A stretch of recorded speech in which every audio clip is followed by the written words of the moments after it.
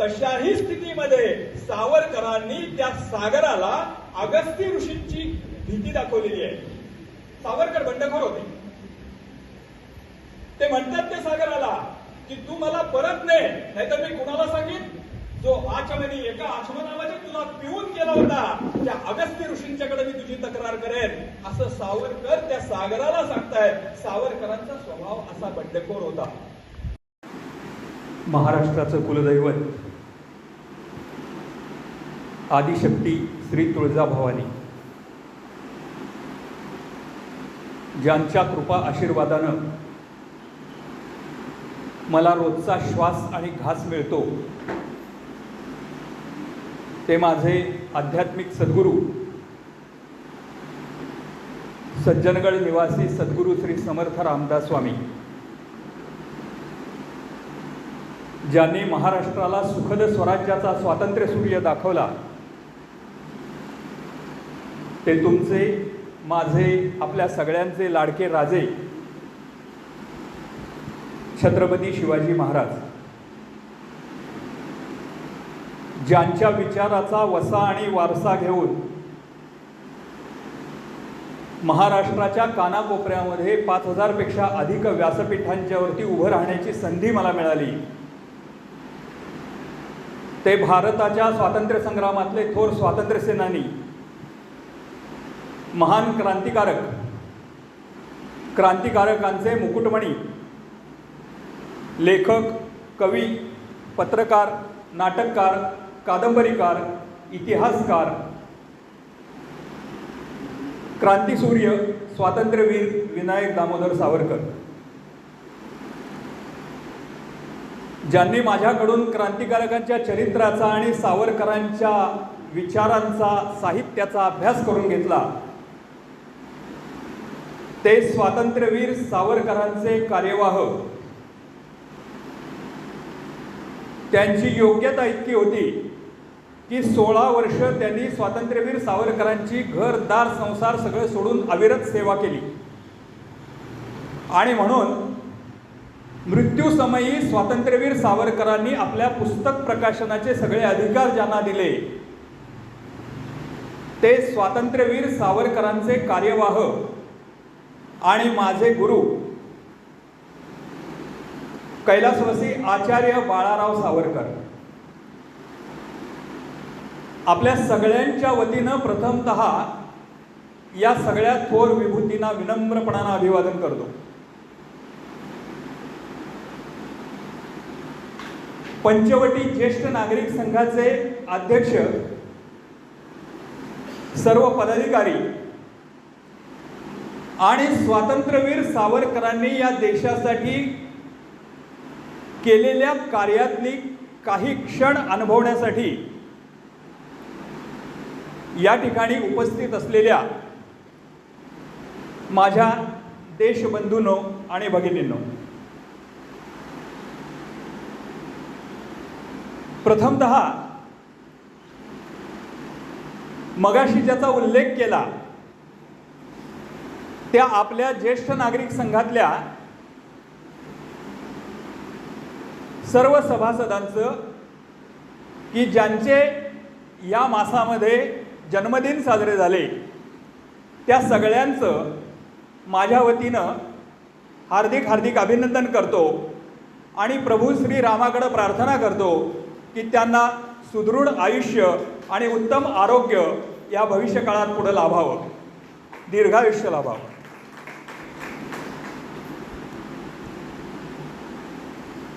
अंदमानातील सावरकर हा विषय घ्यावा की समग्र सावरकर विषय घ्यावा, असा विचार मी आत्ता प्रवासात करत होतो. खरं तर स्वातंत्र्यवीर सावरकर हा विषयच असा आहे आणि सद्गुरू कृपेनं, बाळारावांच्या कृपेनं मला त्याच्यावरती इतका मोठा अभ्यास करण्याची संधी मिळाली की सावरकरांचा एक एक पैलू घेऊन इथं 2-2 तास रोज याप्रमाणे सलग महिनाभर जरी बोललो तरी सुद्धा सगळे सावरकर सांगून संपणार नाहीत, इतके सावरकर मोठे आहेत. माझ्या देशाच्या स्वातंत्र्यासाठी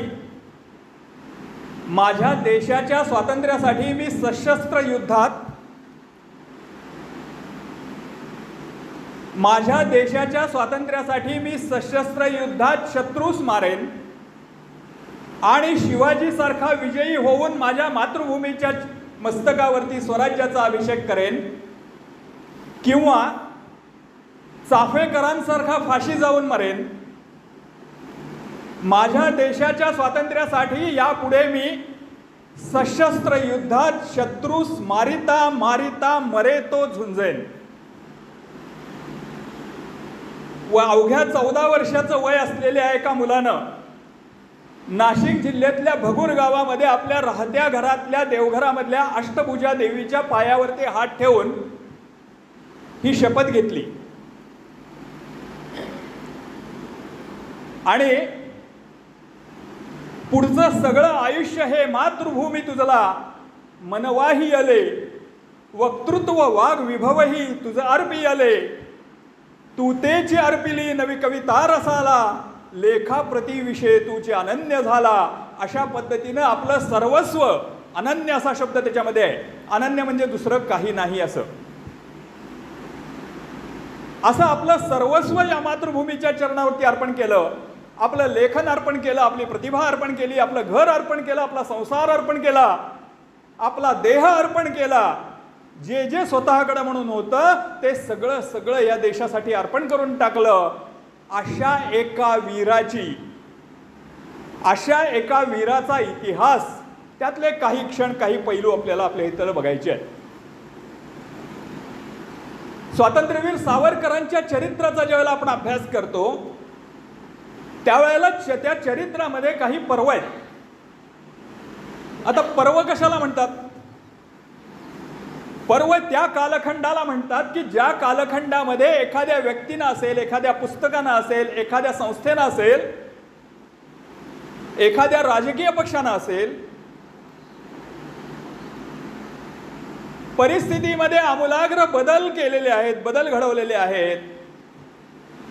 अशा व्यक्तीच्या किंवा अशा संस्थेच्या, अशा पक्षाच्या, अशा एका विशिष्ट कालखंडाला पर्व असं म्हणतात.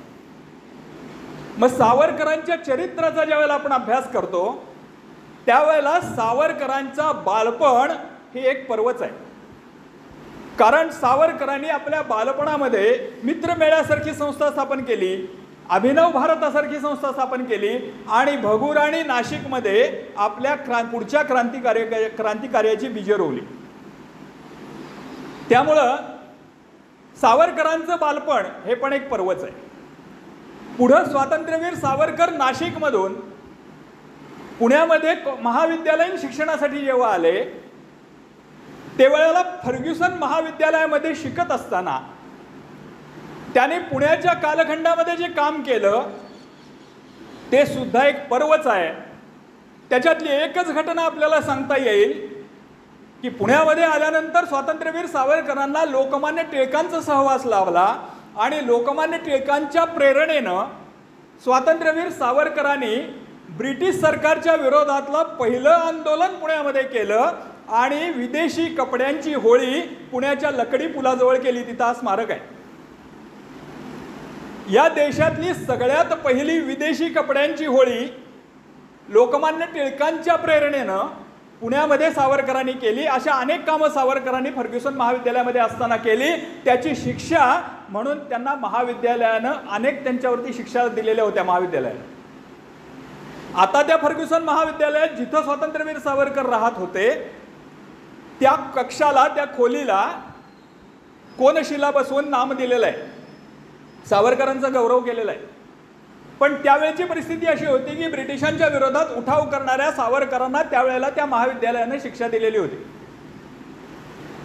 पुढं लोकमान्य टिळकांच्याच आशीर्वादानं, लोकमान्य टिळकांच्या शिफारसीनं पंडित श्यामजी कृष्णवर्मांची शिष्यवृत्ती घेऊन बॅरिस्टर होण्याचं निमित्त करून स्वातंत्र्यवीर सावरकर लंडनला गेले.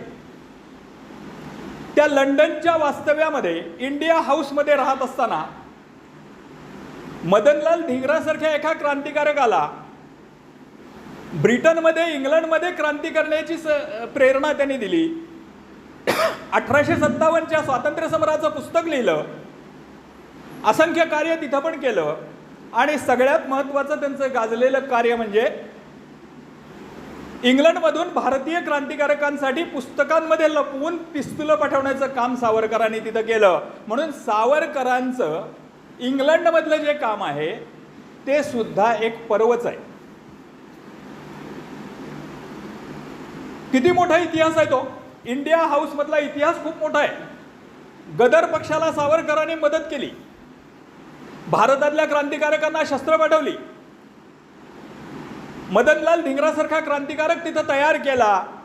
आणि सावरकर किती धाडसी होते तर मदनलाल धिंगरानं कर्झन वायलीची हत्या केल्यानंतर मदनलाल धिंगराच्या निषेधाची एक सभा तिथं आयोजित करण्यात आलेली होती. त्या सभेमध्ये सावरकर होते आणि त्या सभेमध्ये असा एक विषय मांडला गेला की ही सभा एकमतानं मदनलाल धिंगराचा आणि त्यांनी केलेल्या कृत्याचा निषेध करत आहे. आणि ब्रिटनमध्ये भर सभेमध्ये सावरकर उठून उभे राहिले आणि त्यांनी सांगितलं की एकमतानं नाही, या ठरावाला माझा विरोध आहे. ब्रिटिशांच्या क्षेत्रामध्ये जाऊन ब्रिटिशांनाच विरोध करून एका कर्झनची केलेल्या हत्येसाठी एका क्रांतिकारकाला पाठबळ देण्याचं आणि पाठिंबा देण्याचं काम सावरकरांनी इतकं मोठं धाडसी काम ब्रिटनमध्ये केलं. आणि सावरकर ब्रिटिशांच्या रडारवर आले. सावरकर साहित्यिक होते, सावरकर कवी होते, सावरकर लेखक होते, सावरकर पत्रकार पण होते. सावरकरांनी लंडनमधून भारतातल्या अनेक वृत्तपत्रांना जी वृत्त पाठवलेली आहेत, जे लेख पाठवलेले आहेत, ते सगळे लेख ती सगळी वृत्त लंडनची बातमीपत्र या नावाच्या पुस्तकानं प्रकाशित झालेली आहेत, या नावाच्या पुस्तकात प्रकाशित झालेली आहेत. कधी तुम्हाला मिळालं तर वाचा, मिळतात, ही पुस्तकं मिळतात बाहेर. त्याच्यामध्ये सावरकरांनी लंडनमधल्या विविध घटना, भारताच्या स्वातंत्र्याशी निगडीत असणाऱ्या विविध घटना आणि त्याच्यावरती त्यांचं भाष्य, त्यांची मतं अशी मांडलेली आहेत. ते लेख आहेत, अतिशय सुंदर लेख आहेत. लंडनमध्ये सावरकर असताना सावरकरांना ब्रिटिशांच्या ते रडारवरती आल्यानंतर नाशिकमध्ये एक घटना घडली. नाशिकचा जो कलेक्टर होता,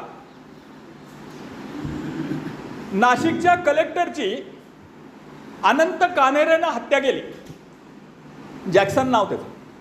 अनंत कान्हेरेंनी हत्या केल्यानंतर अनंत कान्हेरेकडे जे पिस्तूल सापडलेलं होतं ते ब्रिटनच्या बनावटीचं पिस्तूल होतं. आणि बाबाराव सावरकर म्हणजे सावरकरांचे मोठे बंधू आणि सावरकर यांनी ते पिस्तूल अनंत कान्हेरेला पर्यंत पोहोचवलं, त्यांना दिलं. असा ब्रिटिशांनी त्यांच्यावरती ठपका ठेवला आणि सावरकरांना अटक करण्यासाठी, सावरकरांना पकडण्यासाठीची प्रक्रिया सुरू झाली. या दरम्यानच्या काळात सावरकरांची प्रकृती खूप बिघडलेली होती आणि अशा वेळेला ते रासबिहारी बोसांच्याकडे गेलेले होते लंडनमध्ये, ब्रिटनमध्ये, ब्रायटनमध्ये. आणि ब्रायटनमध्ये ते विमनस्क अवस्थेमध्ये त्या ब्रायटनच्या समुद्र किनाऱ्यावरती उभे राहिलेले होते आणि त्या समुद्राच्या लाटा उचंबळून येत होत्या आणि कवी मनाचे सावरकर हळवे झाले आणि सावरकरांनी तिथं गीत लिहिलं. ते अजरामर जगप्रसिद्ध गीत ब्रायटनच्या किनाऱ्यावरती जन्माला आलेलं आहे. बऱ्याच जणांचा गैरसमज आहे त्यांनी ते अंदमानामध्ये लिहिलं, पण अंदमानामध्ये लिहिलेलं नाही, ते ब्रायटनच्या किनाऱ्यावरती लिहिलेलं आहे. आणि सावरकर तिथं म्हणाले, ने मजसी ने परत मातृभूमीला, सागरा प्राण तळमळला, सागरा प्राण तळमळला. मातृभूमीच्या विरहानं सावरकरांचा प्राण तळमळला हे खरं होतं, पण सावरकर आगतिक झाले होते का? सावरकर लाचार झाले होते का? नाही, सावरकर आगतिक झाले नाहीत, सावरकर लाचार झाले नाहीत. सावरकरांची जी भूमिका होती किंवा सावरकरांचा जो स्वभाव होता तो लाचार होणारा नव्हता, आगतिक होणारा नव्हता. तशाही स्थितीमध्ये सावरकरांनी त्या सागराला अगस्ती ऋषींची भीती दाखवलेली आहे. सावरकर बंडखोर होते. ते म्हणतात त्या सागराला की तू मला परत ने, नाहीतर मी कुणाला सांगेन, जो आचमनी एका आचमनामध्ये तुला पिऊन गेला होता त्या अगस्ती ऋषींच्याकडे मी तुझी तक्रार करेन, असं सावरकर त्या सागराला सांगतायत. सावरकरांचा स्वभाव असा बंडखोर होता. आणि मग ब्रिटनमध्ये सावरकरांना अटक करण्यात आली. ब्रिटनच्या न्यायालयामध्ये असं ठरलं, असा निर्णय दिला ब्रिटनच्या न्यायालयानं की सावरकरांच्यावरचा खटला हिंदुस्थानामध्ये चालवला जावा आणि म्हणून मग सावरकरांना मोरिया बोटीवरून भारतामध्ये आणण्यात येत होतं. हा ब्रिटनचा जो कालखंड आहे, इंग्लंडमधला जो सावरकरांचा कालखंड आहे, सावरकर तिथं शिकले पण सावरकर बॅरिस्टर झाले. हा उल्लेख मी मुद्दाम सांगणार आहे कारण पुढं मला त्याचा आधार घ्यायचा आहे. सावरकर इंग्लंडमध्ये बॅरिस्टर झाले, वकील झाले आणि त्यांनी ब्रिटनच्या सगळ्या कायद्यांचा अभ्यास केला. सावरकर ते परीक्षा पास झाले, पण सावरकर त्याचबरोबर भारतभूमीची वकिली करत होते म्हणून ब्रिटिशांनी त्यांना बॅरिस्टर पदवी देण्यास नकार दिला. उत्तीर्ण होऊन सुद्धा त्यांना बॅरिस्टर पदवी सावरकरांना दिली गेली नाही ब्रिटनमध्ये. पण सावरकर बॅरिस्टर होते, त्यांनी ब्रिटिशांच्या सगळ्या कायद्याचा अभ्यास केलेला होता. आणि मग तिथं सावरकरांना भारतामध्ये पाठवायचं ठरलं. मॅडम कामा यांनी सावरकरांना या रस्त्यामधल्या या प्रवासामध्ये सोडवण्याची जबाबदारी घेतली, दायित्व घेतलं. आणि मग सावरकरांनी त्या फ्रान्सच्या मर्सेलिसच्या किनाऱ्यावरती ती जगप्रसिद्ध उडी त्या बोटीमधून मारली. सावरकर पोहत पोहत पोहत किनाऱ्यापर्यंत पोहोचले, पण त्यांना पुन्हा ब्रिटनच्या ताब्यामध्ये देण्यात आलं. तिथल्या पोलिसांनी, फ्रान्सच्या पोलिसांनी त्यांना पुन्हा ब्रिटनच्या ताब्यात दिलं आणि मग सावरकरांना साखळ दंडानं आणि बेड्यानं जखडून भारतामध्ये आणण्यात आलं आणि सावरकरांच्यावरती 2 खटले भरण्यात आले. पहिला खटला होता तो ब्रिटिशांच्या विरोधामध्ये असंतोष माजवणं असा राजद्रोहाचा खटला भरण्यात आला आणि दुसरा खटला भरण्यात आला तो नाशिकचा कलेक्टर जॅक्सनच्या हत्येसाठी अनंत कानेरेंना पिस्तूल पुरवणं, शस्त्र पुरवणं असे 2 आरोप ठेवलेले 2 वेगळे वेगळे खटले त्यांच्यावरती भरण्यात आले. आणि या 2ही खटल्यांमध्ये सावरकरांना जन्मठेपेची शिक्षा झाली. 25 वर्ष पहिल्या आरोपाखाली, 25 वर्ष पुढच्या आरोपाखाली, दुसऱ्या आरोपाखाली. आणि न्यायालयानं एक मेख त्याच्यामध्ये अशी मारली की या दोन्ही शिक्षा सावरकरांनी स्वतंत्रपणे भोगायच्या आहेत. सर्वसाधारणपणे असं होतं की जेव्हा एखाद्या कैद्याला वेगवेगळ्या आरोपांच्या मध्ये अशी 2 वर्ष, 5 वर्ष, 7 वर्ष शिक्षा होते, त्यावेळेला जी सगळ्यात जास्त शिक्षा असते त्या शिक्षेच्या अंतर्गत बाकीच्या शिक्षा कव्हर केल्या जातात आणि सांगितलं जातं की ही एवढी शिक्षा भोगली की बाकीच्या शिक्षा पण भोगलेल्या आहेत. पण सावरकरांना या नियमाला ब्रिटिशांनी अपवाद केलं, न्यायालयानं अपवाद केलं आणि ब्रिटिश न्यायालयानं सावरकरांना सांगितलं की या दोन्ही शिक्षा तुम्हाला स्वतंत्रपणे भोगाव्या लागतील, म्हणजे सलग 50 वर्ष तुम्हाला तुरुंगामध्ये राहावं लागेल. पहिल्या शिक्षेमध्ये 25 वर्ष, पुढच्या शिक्षेमध्ये 25 वर्ष. 50 वर्षाची काळ्या पाण्याची झालेली ही शिक्षा सावरकरांनी त्याच्यापूर्वी हेगच्या आंतरराष्ट्रीय न्यायालयामध्ये एक दावा दाखल केलेला होता की माझ्यावरती अभियोग दाखल करण्याचा, खटला दाखल करण्याचा अधिकार ब्रिटिशांना नाही, कारण मी मर्सेलिसच्या बंदरामध्ये फ्रान्सच्या ताब्यात होतो, त्यामुळं मला पुन्हा फ्रान्सच्या ताब्यात देण्यात यावं. हा निकाल, हा खटला हेगच्या आंतरराष्ट्रीय न्यायालयामध्ये सावरकरांनी दाखल केलेला होता. त्याचा निकाल हेगच्या आंतरराष्ट्रीय न्यायालयानं सावरकरांच्या उलटा दिला, विरोधी दिला. आणि मग सावरकरांची रवानगी आता काळ्या पाण्याच्या शिक्षेसाठी होणार हे नक्की झालं. त्याच्या आधी सावरकरांना डोंगरीला, मुंबईला डोंगरीच्या तुरुंगामध्ये ठेवण्यात आलेलं होतं. माझ्या इथं भगिनी वर्ग आहे मोठ्या प्रमाणात. मनासमोर, डोळ्यासमोर चित्राणा, लग्नानंतरच्या काही दिवसामध्येच उच्च शिक्षणाचं निमित्त करून पती इंग्लंडला गेला. इंग्लंडमध्ये क्रांतिकार्य करत असताना ब्रिटिशांच्या रडारवरती आला. ब्रिटिशांनी अटक केली, त्यांच्यावरती खटला भरण्यात आला. 2 जन्मठेपेच्या शिक्षा म्हणजे 50 वर्षाची शिक्षा मिळाली. ही शिक्षा भोगण्यासाठी भारतापासून अनेक मैल लांब असलेल्या अंदमानामध्ये आता नवरा जाणार आहे. तिथं जाण्यापूर्वी डोंगरीच्या तुरुंगामध्ये तो आहे आणि त्याला भेटण्याची परवानगी त्यांच्या पत्नीला मिळालेली आहे. ती पत्नी, सावरकरांची पत्नी त्यांना भेटण्यासाठी डोंगरीच्या कारागृहामध्ये आली, तुरुंगामध्ये आली. काय अवस्था असेल हो दोघांच्या मनाची? क्षणभर कल्पना करू शकता दोघांच्या मनाची काय अवस्था असेल. अंदमानचा तुरुंग की ज्याची ख्याती अशी होती की कैद्याला आत घेण्यासाठीच त्याचा दरवाजा उघडला जातो, बाहेर सोडण्यासाठी उघडला जाईल याची कसलीही खात्री नसते. अशा तुरुंगामध्ये 50 वर्षाची शिक्षा भोगण्यासाठी आपला नवरा चाललेला आहे आणि ती माऊली डोंगरीच्या तुरुंगामध्ये त्याची भेट घेण्यासाठी आलेली आहे. कदाचित ही शेवटची भेट असू शकते. तुम्ही मी आपण असतो तर काय झालं असतो? एकमेकांच्या गळ्यात गळ्या घालून ढसाढसा रडलो असतो आपण. पण सावरकर धीरोदात्त होते आणि ती माऊली त्याही पेक्षा धीरोदात्त होती. आपल्याला भेटायला आलेल्या आपल्या पत्नीचं सावरकरांनी मोठं हसून स्वागत केलं आणि ते पत्नीच्या मनावरचं ताणतणाव दूर व्हावा म्हणून हसत हसत तिला म्हणाले, काय ओळखलत का? काय ओळखलत का? कपडे बदलले असले तरी माणूस तोच आहे. निसर्गातल्या हवामानातल्या बदलापासून शरीराचं संरक्षण करण्याचा कपड्याचा जो मूळ उद्देश आहे तो या कपड्यात छान साध्य होतो. पुढं मागं ईश्वराच्या कृपेनं जर भेट होण्याचा योग आलाच तर पाहू. पण तोपर्यंत जर कधी असा विचार मनात आला तर असा विचार करा, 4 काटक्या एकत्र जमवून 4 काड्या एकत्र जमवून घरटी बांधणं आणि मुलामुलींची वीण वाढवणं एवढाच जर संसाराचा अर्थ असेल तर असे संसार कावळे चिमण्या पण करतात. असे संसार कावळे चिमण्या पण करतात. माणूस म्हणून संसाराचा जर याहून काही वेगळा अर्थ घ्यायचा असेल तर असा संसार करण्यात आज आपण यशस्वी झालो आहोत. आज आपण आपली 4 चूलबुळकी आपल्या हातानं फोडून टाकली असली तरी लक्षात ठेवा, उद्या कदाचित यामुळं या देशातल्या हजारो लोकांच्या घरातून सोन्याचा धूर निघेल. तुमच्या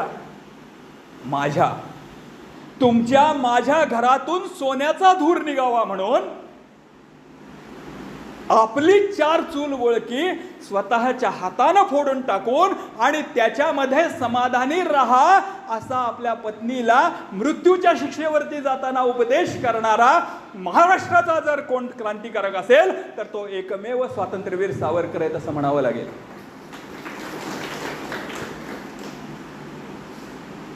आणि मग सावरकरांना डोंगरीच्या तुरुंगामधून त्या अंदमानला नेण्यात आलं, त्या महाराजा बोटीवरनं नेण्यात आलं. तो प्रवास करून सावरकर त्या अंदमानाच्या किनाऱ्याला ती महाराजा बोट लागली. सावरकर अंदमानाच्या तिथं उतरले. सावरकरांना त्या पोर्ट ब्लेअरवरच्या त्या तुरुंगामध्ये नेण्यात आलं. त्या तुरुंगाचा दरवाजा उघडला. मर्सिडीजला पळून जाण्याचा प्रयत्न केल्यामुळं सावरकरांना सगळ्या साखळदंडानं जखडलेलं होतं. सावरकरांच्या गळ्यामध्ये एक लोखंडाचा बिल्ला होता. त्या बिल्ल्यावरती लिहिलं होतं, शिक्षा सुरू होण्याचं साल 1910 आणि शिक्षा संपण्याचं साल 1960. 1910 आणि 1960, सुटकेचं साल 1960. त्या तुरुंगाच्या अधिकाऱ्यानं सावरकरांना आत येताना त्यांच्याकडे बघितलं. सावरकरांची ख्याती आधीच त्यांच्यापर्यंत पोहोचली होती. त्यांनी बघितलं, तो बिल्ला असा बघितला, तो हसला आणि म्हणाला, दयाळू ब्रिटिश सरकार 1960 साली नक्की तुमची सुटका करेल. सावरकर पण हसले. सावरकर हसले आणि ते त्या आयरिश अधिकाऱ्याला म्हणाले, तो ब्रिटिश नव्हता, तो आयरिश होता. त्या आयरिश अधिकाऱ्याला सावरकर म्हणाले, मृत्यू त्यापेक्षा दयाळू आहे. आणि मला सांगा, तोपर्यंत तुमचं राज्य तरी भारतावरती टिकणार आहे का? सावरकरांना नंतर एका कोठडीमध्ये नेण्यात आलं. तुरुंगाच्या बाजूला एका कोपऱ्यामध्ये असलेली ती एक कोठडी, आपल्यापैकी काही जण अंदमानला गेले असतील, त्यांनी ती बघितली पण असेल. कोठडी 5 बाय 7ची छोटी कोठडी, 7 बाय 7ची काहीतरी, 8 बाय 7ची काहीतरी असेल. एक छोटी कोठडी होती. त्याला वरच्या बाजूला एक खिडकी होती, ज्या खिडकीतनं आकाशाशिवाय काही दिसायचं नाही. ते सुद्धा आकाश एवढंसं दिसायचं. अशा त्या कोठडीमध्ये सावरकरांना तिथं नेण्यात आलं, तिथं डांबण्यात आलं. हातामध्ये साखळदंड होते, पायामध्ये साखळदंड होते. अशा अवस्थेमध्ये सावरकरांना अंदमानच्या तुरुंगामध्ये नेण्यात आलं आणि दुसऱ्या दिवशीपासून सुरू झाला सावरकरांचा अंदमानातला नित्यक्रम. काय होता नित्यक्रम? पहाटे 5 वाजता सावरकरांना उठवलं जायचं आणि मग सावरकरांना सांगितलं जायचं की तुमचे प्रातर्विधी आटपा. काय होती सोय प्रातर्विधीची? त्या छोट्याशा खोलीमध्ये एक डबा ठेवलेला होता. त्या डब्यावरती बसायचं आणि शौच करायचं, संडास करायचा. तो डबा त्या कोठडीमध्येच असायचा. आठवड्यातून एकदा कधीतरी मुभा दिली जायची आणि मग तो डबा घेऊन आपण बाहेर जायचं आणि स्वतःच्या हातानं तो डबा रिकामा करायचा, स्वच्छ धुवायचा आणि परत कोठडीत आणून ठेवायचा. 8 दिवस ती घाण घेऊन तसंच त्या कोठडीमध्ये राहायचं. अशी सावरकरांची शिक्षा होती. आणि मग काय झालं? मग सावरकरांना शौच वगैरे ते प्रातर्विधी आटपायला सांगितलं जायचं आणि मग तिथून त्यांना त्यांच्या कामाकडे नेलं जायचं. पहिल्यांदा त्यांना छिलका कुटण्याचं काम दिलं, नंतर दोरखंड वळण्याचं काम दिलं आणि त्याच्यानंतर त्यांना कोलूलाही जुंपण्यात आलं. कोलू म्हणजे काय? तर चुन्याच्या घाणीसारखी एक घाणी असते.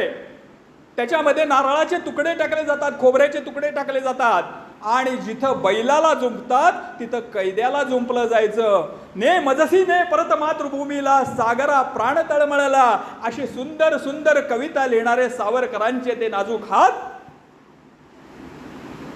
त्या कोलूला जुंपले जाय गेले. त्यांना नारळाच्या काथ्यांपासून दोरखंड विणण्याचं काम दिलं गेलं. हातामधून रक्त यायचं, पाठीमधून रक्त यायचं, पण तिथं दया कुणालाही यायची नाही. सगळ्याच कैद्यांना हे काम करायला लागायचं. आणि मग नियम होता कैद तुरुंगाचा की रोज 10 पाऊंड तेल झालं पाहिजे. दुपारी 12 वाजता सावरकरांना जेवणासाठी नेलं जायचं. कसं होतं जेवण? ते तुरुंगातलं ते जेवण होतं. त्या जेवणामध्ये ती कांजी दिली जायची. ती कांजी अशी होती की ती कधी शिजली आहे का नाही बघायसाठी त्या तुरुंगातले अधिकारी किंवा त्या तुरुंगातले जे काय आचारी होते ते आचारी ते रॉकेलचा दिवा घेऊन असं त्या कांजीमध्ये बघायचे त्या पातेल्यामध्ये. त्यावेळेला त्या कांजीतलं त्या रॉकेलच्या दिव्यातलं रॉकेल त्या कांजीमध्ये सांडायचं. आणि अशी बसेल का?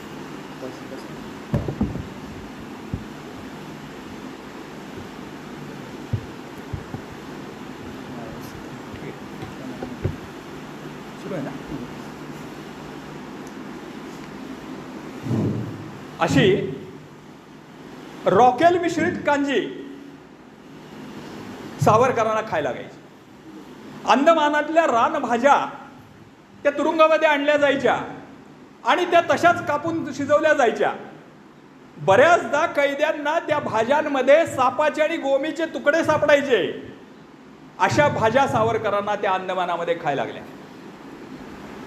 आणि अशी शिक्षा भोगत असताना असं जेवण झाल्यानंतर मग सावरकरांना पुन्हा कोलूला जुंपलं जायचं. संध्याकाळी 4 वाजता त्यांची शिक्षा बंद व्हायची, संपायची. 4 वाजता त्यांनी दिवसभरामध्ये काढलेलं तेल मोजलं जायचं. ते 10 पाऊंड झालं असेल तर कोठडीकडे नेलं जायचं. 10 पाऊंडपेक्षा थोडंसं जरी कमी असेल तरी त्या तुरुंगाच्या अधिकाऱ्याच्या मनात त्यावेळेला जी शिक्षा येईल ती शिक्षा त्या कैद्यांना आणि सावरकरांना दिली जायची. काय शिक्षा होती? दंडाबेडीची शिक्षा होती. दंडाबेडीची शिक्षा म्हणजे दोन्हीकडं साखळदंड, पायात साखळदंड, त्या दोन्हीच्या मध्ये एक मोठाच्या मोठा लाकडाचा ओंडका लावला जायचा. 7 दिवस नुसतं उभं राहण्याची शिक्षा होती. टांगून घालण्याची शिक्षा होती. उलट टांगण्याची शिक्षा होती. आणि त्याच्याही पेक्षा सगळ्यात भयानक जी शिक्षा होती ती फटक्यांची शिक्षा होती. त्या अंदमानच्या तुरुंगामध्ये खांब होता. कैद्याच्या पाठीवर अंगातले कपडे काढून त्याला त्या खांबाला बांधलं जायचं आणि एका अर्धांड कैद्याच्या हातामध्ये वेत दिला जायचा आणि त्याला सांगितलं जायचं की 25 फटके मार. त्या तुरुंगाच्या अधिकाऱ्याच्या मनात येईल तो आकडा असायचा. 25 फटके मार, 30 फटके मार, 50 फटके मार. तो वेत कैद्याच्या पाठीमध्ये अक्षरशः बोटभर आत जायचा. रक्ताची चिळकांडी उडायची, मांस लोंबायला लागायचं. इंदुभूषण सारखा एखादा क्रांतिकारक असेल छोटा वयानं, त्याला हे अत्याचार सहन झाले नाहीत म्हणून अशा असंख्य क्रांतिकारकांनी अंदमानामध्ये अंगातले कपडे काढून घेऊन गळफास लिहून आत्महत्या करून घेतलेली आहे आणि या शिक्षेपासून स्वतःची सुटका करून घेतलेली आहे. इतकी शिक्षा दिली जायची. अंदमानात शेजारच्या कैद्यांशी, जवळच्या कैद्यांशी बोलायला मनाई होती. एखाद्या कैद्याशी बोलताना सापडलं, एखाद्या कैद्यानं लिहिलेला पत्र चिठ्ठी काही जवळ सापडली तरी सुद्धा शिक्षा दिली जायची. सावरकरांना पण अशा शिक्षा झालेल्या आहेत. एखाद्या कैद्यानं पाठवलेलं पत्र चिठ्ठी जवळ सापडली म्हणून सावरकरांना शिक्षा झालेली आहे. एखाद्या कैद्याशी बोलताना सापडलं म्हणून सावरकरांना शिक्षा झालेली आहे. अशा शिक्षा सावरकरांना पण अंदमानच्या तुरुंगामध्ये झालेल्या आहेत. एक पुस्तक आहे, ते पुस्तक तुम्हाला सांगतो. मी नेहमी असं म्हणतो की आपण सगळेजण हिंदू धर्मीय आपल्या घरामध्ये नेहमी भगवद्गीता ठेवतो. भगवद्गीता हा आपला पवित्र ग्रंथ आहे आणि आपण आपल्या घरामध्ये भगवद्गीता ठेवतो. ती वाचत नाही हा भाग वेगळा आहे, किंवा समजून घेत नाही हाही भाग वेगळा आहे. पण आपल्या घरामध्ये एक आपला धर्मग्रंथ म्हणून, आदर्श ग्रंथ म्हणून भगवद्गीता असते. तसं आणखीन एक पुस्तक आपल्या सगळ्यांच्या घरामध्ये पाहिजे की जे तुम्ही तुमच्या पुढच्या पिढीला वाचायला दिलं पाहिजे. कारण भारताला स्वातंत्र्य जे मिळालं त्या स्वातंत्र्यासाठी किती मोठ्या प्रमाणावरती हाल अपेष्टा सहन केलेल्या आहेत, किती मोठ्या प्रमाणावरती त्रास सहन केलेला आहे हे समजलं पाहिजे पुढच्या पिढीला. ते समजलं नाही तर या स्वातंत्र्याची किंमत पुढच्या पिढीला राहणार नाही आणि स्वातंत्र्याचं स्वैराचारामध्ये रूपांतर व्हायला फार मोठा वेळ लागणार नाही.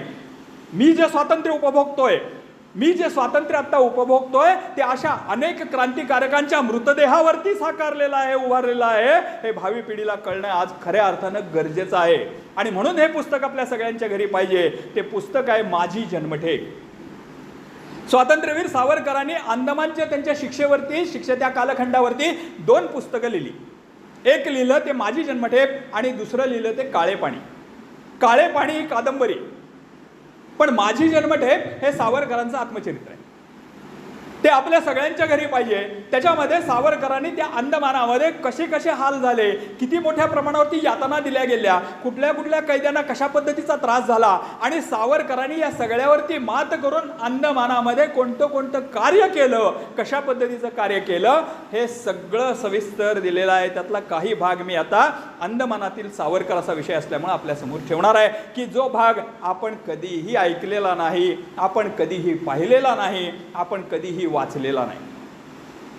अंदमानामध्ये असलेल्या सावरकरांना आपल्या घरी पत्र पाठवण्यासाठी वर्षातनं एकदाच मुभा होती. वर्षातून एकदाच घरी पत्र पाठवायचं आणि घरच्यांनीही वर्षातनं एकच पत्र सावरकरांना पाठवायचं, आपल्या नातेवाईकांना पाठवायचं. दुसरं पत्र पाठवलं तर ते संबंधितांपर्यंत पोचू दिलं जायचं नाही, ते जप्त केलं जायचं. सावरकरच असं लिहितात की ज्या दिवशी तो दिवस उगवायचा पत्रलेखनाचा, घरी पत्र पाठवण्याचा, तोच आमचा चैत्र पाडवा असायचा, आमचं वर्ष तिथून सुरू व्हायचं. अशी सावरकरांनी 1910 ते साधारणपणे 1924 या कालखंडामध्ये 8 पत्र आपल्या घरी लिहिलेली आहेत. ही 8ही पत्र आजही उपलब्ध आहेत आणि ही 8 पत्र म्हणजे घरच्यांची ख्याली खुशाली विचारणारी आणि आपली ख्याली खुशाली घरी कळवणारी नाहीत.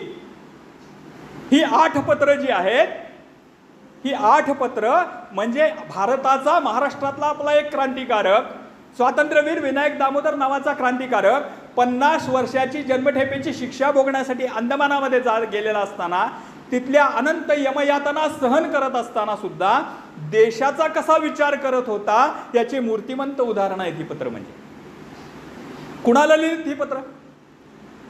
सावरकरांनी ही पत्र त्यांच्या धाकट्या भावाला लिहिलेली आहेत की ज्याचं नाव आहे डॉक्टर नारायण सावरकर.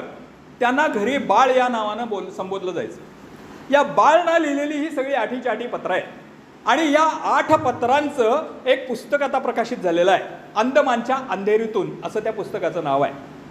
आपण ते पुस्तक जरूर घेऊ शकता आणि वाचू शकता. त्याच्यामध्ये मी जे काही गोष्टी सांगणार आहे त्या तुम्हाला दिसतील, आणखीनही बऱ्याच गोष्टी दिसतील. आपल्याला वेळेची मर्यादा असते, त्याच्यामुळे एवढ्या सगळ्या गोष्टी सांगणं शक्य नाहीये, पण त्यातल्या काही ठळक गोष्टी मी तुम्हाला सांगतो. स्वातंत्र्यवीर सावरकर अंदमानामध्ये शिक्षा भोगत होते. ब्रिटिशांचे अत्याचार सहन करत होते, अनेक हालापेष्टा सहन करत होते, पण हे करत असताना त्यांचं मन हे भारताच्या चिंतनात घडलेलं होतं की उद्या आज ना उद्या आपला देश स्वतंत्र होणार आहे, ब्रिटिश इथून निघून जाणार आहेत, स्वकीयांची सत्ता भारतामध्ये येणार आहे आणि मग स्वकीयांची सत्ता भारतामध्ये आल्यानंतर भारताला सगळ्या क्षेत्रामध्ये पुढं जायचं असेल तर भारतानं काय केलं पाहिजे. म्हणून एका पत्रामध्ये ते बाळला विचारतात की बाळ मला सांग की भारतामध्ये आपल्या देशामध्ये टाटानी लोखंडाचा दुसरा कुठला उद्योग सुरू केला का, आणि कुठल्या उद्योगपतींनी आणि कुठले नवे उद्योग सुरू केले का, नवीन उद्योग कुठले देशामध्ये आले का, सुरू झाले का. बघा, स्वतंत्र भारताला आर्थिकदृष्ट्या समृद्ध आणि संपन्न बनवायचं असेल तर या देशामधले स्वतःचे स्वकीय उद्योग वाढले पाहिजेत, हा विचार सावरकरांनी त्यावेळेला मनामध्ये ठेवलेला होता. आणि त्याचं ते चिंतन करून ते भारतामध्ये औद्योगिक क्षेत्रामध्ये, आर्थिक क्षेत्रामध्ये काय बदल होत आहेत याची माहिती घेत होते, त्याचे चिंतन करत होते. हा वेगळा पैलू आहे सावरकरांचा. म्हणजे सावरकरांनी अंदमानामध्ये फक्त कोलूच पिसला नाही, छिलकाच कुठला नाही, दोरखंडच वळले नाहीत, त्या यमयातनांना तोंड दिलं एवढंच नाही, ते केलं. निसंशय तो त्यांचा मोठा त्याग आहे. पण त्याहीपेक्षा मला अधिक चांगली गोष्ट जर कुठली वाटली असेल, त्याहीपेक्षा अधिक मला महत्त्वाची गोष्ट जर कुठली वाटली असेल तर हे सगळं सोसत असताना आणि सहन करत असताना सावरकर अगतिक लाचार झाले नव्हते. त्यांची बुद्धी ही पूर्णपणे शाबूत होती आणि ते पूर्णपणे राष्ट्राचा विचार करत होते, देशाचा विचार करत होते. पुढं भविष्यामध्ये अंदमानच्या तुरुंगामधून जर सुटका मिळाली, आपल्याला पुन्हा आपल्या मायभूमीमध्ये जाता आलं, पुन्हा काही कार्य करण्याची वेळ आली तर आपलं ध्येय धोरण काय असलं पाहिजे याची पायाभरणी सावरकर तिथं अंदमानामध्ये करत होते. याचं वैचारिक चिंतन सावरकर तिथं करत होते. बघा, सावरकरांनी अंदमानामध्ये आणखीन एक पत्र आपल्या भावाला लिहिलेलं आहे. त्या पत्रामध्ये सावरकर असं म्हणतात की बाळ तुला वैद्यकीय शिक्षणासाठी प्रवेश मिळाला हे वाचून मला खूप आनंद झाला. बाळ, तुला वैद्यकीय शिक्षणासाठी प्रवेश मिळाला हे वाचून मला खूप आनंद झाला. पण हे लक्षात ठेव की तुझं वैद्यकीय शिक्षण हे फक्त शरीरशास्त्रापुरतं मर्यादित असू नये, म्हणजे होणारे आजार लोकांना बरे करण्यापुरतंच मर्यादित असू नये, तर भारताचं सार्वभौम आरोग्य चांगलं राहील, सगळ्यांचं आरोग्य चांगलं राहील आणि देशाची भावी पिढी सुदृढ कशी तयार होईल या दृष्टीनं विचार करून तू तुझ्या शिक्षणाचा उपयोग कर. सल्ला देत आहेत आपल्या धाकट्या भावाला. आणि त्याही पुढे जाऊन ते म्हणतायत की मला एक असं वाटतंय, मला एक अशी शंका येते की बाळ, तू बंगालमध्ये शिकतोयस, कलकत्त्यामध्ये शिकतोयस, एखाद्या बंगाली मुलीनं तुझं हृदय तर चोरलं नाही ना. बघा, ते म्हणतायत की एखाद्या बंगाली मुलीनं तुझं हृदय तर चोरलं नाही ना. आणि पुढं सावरकर असं म्हणतायत की जर चोरलं असेल तर हरकत नाही, त्यांनी प्रत्यवाय असा शब्द वापरलाय हरकतला. जर चोरलं असेल तर प्रत्यवाय नाही, माझी धाकटी भाऊजाई बंगाली असेल तर मला ते आवडेल. म्हणजे आंतरप्रांतीय विवाहाचा सुद्धा सावरकरांनी तिथं पुरस्कार केलेला आहे.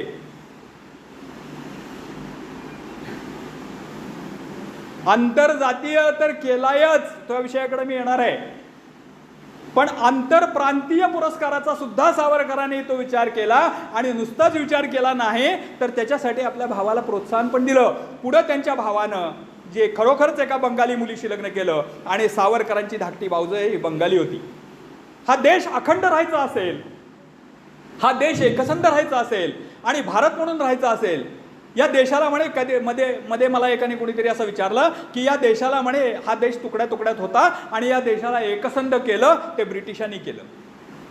हा दादांत चुकीचा प्रचार आहे. आमचा देश हा पहिल्यापासून सांस्कृतिकदृष्ट्या एकसंधच होता. आणि याचं अगदी साधं सोपं उदाहरण तुम्हाला सांगतो. आपल्या धर्मशास्त्रामध्ये असं सांगितलेलं आहे, आपल्या शास्त्रामध्ये असं सांगितलेलं आहे की तुमची काशी यात्रा कधी परिपूर्ण होते, तुमची काशी यात्रा सफळ होते, परिपूर्ण तेव्हाच होते. तर त्याचा नियम असा सांगितलेला आहे की काशीला जायचं, काशीतनं गंगा घ्यायची, रामेश्वरला जायचं, रामेश्वराला गंगा अर्पण करायची आणि रामेश्वराची मूठभर वाळू आणून पुन्हा काशीला अर्पण करायची. असं केल्यानंतर तुमची काशी यात्रा संपूर्ण झाली. रामेश्वर दक्षिणेत आहे, काशी उत्तरेत आहे. म्हणजे उत्तरेपासून दक्षिणेपर्यंत आमचा देश एकच होता आणि एकच आहे, हे आमच्या संस्कृतीने सिद्ध केलेलं आहे. आणि असं असलेला आपला भारत देश हा जर असाच पुढे भविष्यात एकसंध राहायचा असेल तर भाषिक वाद मिटले पाहिजेत, प्रांतिक वाद मिटले पाहिजेत. आणि हे जर मिटायचे असतील तर नातेसंबंध निर्माण झाले पाहिजेत. हे सावरकरांनी ओळखलेलं होतं आणि म्हणून सावरकरांनी आंतरप्रांतीय विवाहाचा पण पुरस्कार केला. सावरकरांनी आंतरजातीय विवाहाचा पण पुरस्कार केला. कारण सावरकरांचं असं स्पष्ट मत होतं, पुढं सावरकरांना अंदमानच्या तुरुंगामधून सोडल्यानंतर रत्नागिरीच्या स्थानबद्धतेत ठेवलेलं होतं. या रत्नागिरीच्या स्थानबद्धतेत म्हणजे काय, तर रत्नागिरीमध्ये त्यांना ठेवलं होतं आणि त्यांना रत्नागिरी जिल्ह्याची हद्द सोडून बाहेर जाण्याला मज्जाव केला होता. त्यांना राजकारणामध्ये भाग घेता येत नव्हता, त्यांना त्याविषयी भाषणं करता येत नव्हती, त्यांना त्याविषयी लिहिता येत नव्हतं. अशा अनेक निर्बंध घालून त्यांना रत्नागिरीमध्ये ठेवलं होतं. त्याला स्थानबद्धता असं म्हणतात. त्या रत्नागिरीच्या स्थानबद्धतेमध्ये असताना सावरकरांनी राजकारणात भाग घ्यायला आपल्याला प्रत्यय आहे, हरकत आहे. म्हणून सावरकरांनी तिथं समाज सुधारण्याचं काम केलं. आणि तिथं जे समाज सुधारण्याचं काम केलं, जातीभेदाच्या निर्मूलनाचं मोठं काम केलं. त्याचा पाया सावरकरांनी, त्याचा वैचारिक पाया सावरकरांनी अंदमानामध्ये घातलेला आहे. त्याचं चिंतन सावरकरांनी अंदमानामध्ये केलं असं मला वाटतंय. कारण सावरकर त्या पत्रामध्ये असं लिहितात की जन्मजात जातीभेद हा हिंदू समाजाला लागलेला सगळ्यात मोठा शाप आहे. जन्मजात जातीभेद हा हिंदू समाजाला लागलेला सगळ्यात मोठा शाप आहे. आणि हिंदू समाज जर बलशाली व्हायचा असेल, वैभवशाली व्हायचा असेल तर ह्या जातीभेदाचं समूळ निर्मूलन झालं पाहिजे. हे जातीभेद समूळ निघून गेले पाहिजे. सावरकर असं सांगतात की त्याच्यासाठी काय केलं पाहिजे, तर आपल्या हिंदू समाज मोठा व्हायचा असेल, बलशाली व्हायचा असेल, खऱ्या अर्थानं आपल्याला विश्वगुरू व्हायचा असेल, खऱ्या अर्थानं आपल्याला जगावरती राज्य करायचं असेल, आपला हिंदू समाज जर बळकट करायचा असेल तर 7 बंद्या ज्या आपल्या हिंदू धर्मामध्ये आहेत या मोडून काढल्या पाहिजेत. त्याच्यामध्ये त्यांनी सांगितलं, सप्तबंदीमध्ये रोटीबंदी, बेटीबंदी, समुद्रबंदी, स्पर्शबंदी वगैरे अशा त्या 7 बंद्या त्यांनी सांगितल्या. या 7ही बंद्या मोडून काढल्या पाहिजेत तर आपण एकसंध होऊ. म्हणजेच त्याच्यामध्ये जी स्पर्शबंदी होती, जी रोटीबंदी होती, बेटीबंदी होती, हे सगळं तोडून काढलं पाहिजे असं त्यांनी सांगितलं. आणि मग तिथं ते एका पत्रामध्ये असं लिहितात की ब्रिटनच्या सैन्यामध्ये असलेल्या हिंदी सैनिकांनी समुद्र ओलांडून परदेशामध्ये जाऊन मोठ्या प्रमाणावर पराक्रम केल्याचं वृत्त मला इथल्या काही लोकांच्याकडनं समजलं. ते जर खरं असेल तर मला त्याचा खूप आनंद होतोय की या निमित्तानं का असेना पण आमच्या भारतीय लोकांनी सिंधुबंदी ओलांडली, समुद्रबंदी ओलांडली. स्वतः सावरकरांनी ती ओलांडली. कारण ते शिक्षणासाठीच ब्रिटनला गेले, समुद्र पार करून गेले. म्हणजे ते कर्ते सुधारक होते. त्यांनी लोकांना उपदेश केला नाही. त्यांनी आंतरप्रांतीय विवाहाचा पुरस्कार केला, पण भावाचा विवाह बांगलादेशी आपलं बंगाली मुलीशी केला, तो त्यांनी मान्य केला, तो स्वीकारला. सिंधुबंदीचा पुरस्कार केला, स्वतः इंग्लंडमध्ये जाऊन शिकून आले. म्हणजे ते कर्ते सुधारक होते. केवळ भाषणबाजी करणारे सुधारक नव्हते, केवळ बोलघेवडे सुधारक नव्हते. आज असे सुधारक खूप आहेत, बोलघेवडे सुधारक खूप आहेत, पण सावरकर तसे नव्हते. सावरकर हे कर्ते सुधारक होते. आणि मग त्यांनी सांगितलं की त्याच्यासाठी रोटीबंदी पण मोडली पाहिजे, सगळ्यांनी एकाच पंक्तीमध्ये बसून जेवलं पाहिजे. पुढं रत्नागिरीमध्ये सावरकरांनी सामूहिक भोजनाचे कार्यक्रम केले. सगळ्या जातीचे, सगळ्या धर्माचे लोक एकाच पंक्तीमध्ये बसून जेवत होते. सावरकरांनी अंदमानामध्ये आणखीन एक ते पत्र लिहिलंय. त्या पत्रामध्ये ते असं म्हणतात की हे बेटीबंदी आणि ह्याच्या बरोबरच आता भारतानं शस्त्रदृष्ट्या सुद्धा संपन्न होण्याची गरज आहे.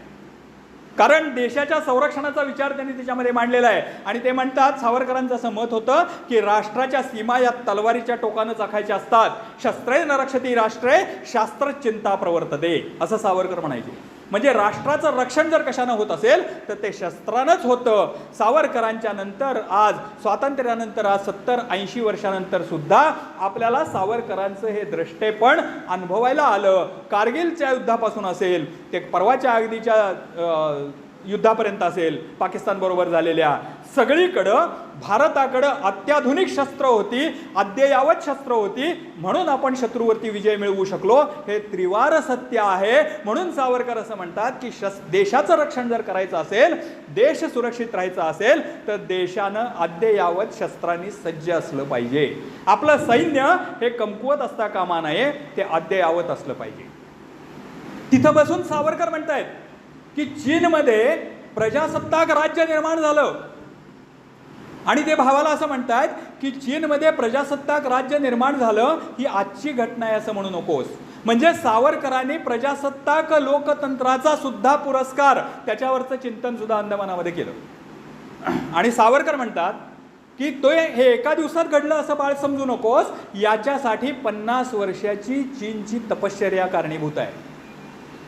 चीननं अनेक गोष्टी याच्यासाठी केल्या. आणि मग असे सावरकर जे जातीभेद विरहित हिंदू समाजाचा पुरस्कार करणारे सावरकर, अंदमानामध्ये शिक्षा भोगत असलेले सावरकर केवळ चिंतन करत होते का? नाही, त्यांनी अंदमानामध्ये आणखीनही काही गोष्टी केल्या. अंदमानामध्ये कोण यायचं? जसं ब्रिटिश सरकारच्या विरोधामध्ये उठाव केलेले कैदी यायचे, तसेच अंदमानामध्ये खून केलेले, चोऱ्या केलेले, दरोडे घातलेले, हत्या केलेले असे सुद्धा कैदी यायचे. सावरकरांनी त्या कैद्यांना गोळा केलं आणि त्यांना लिहायला वाचायला शिकवायला सुरुवात केली. बघा, म्हणजे या देशातला सगळ्यात पहिला प्रौढ साक्षरता वर्ग सावरकरांनी अंदमानामध्ये सुरू केलेला आहे. सावरकरांनी अंदमानामध्ये त्या कैद्यांना लिहायला वाचायला शिकवायला सुरुवात केली आणि त्यांच्यामध्ये देशाविषयीचं प्रेम, देशाविषयीची आत्मीयता निर्माण करायला सुरुवात केली. याचा परिणाम काय झाला?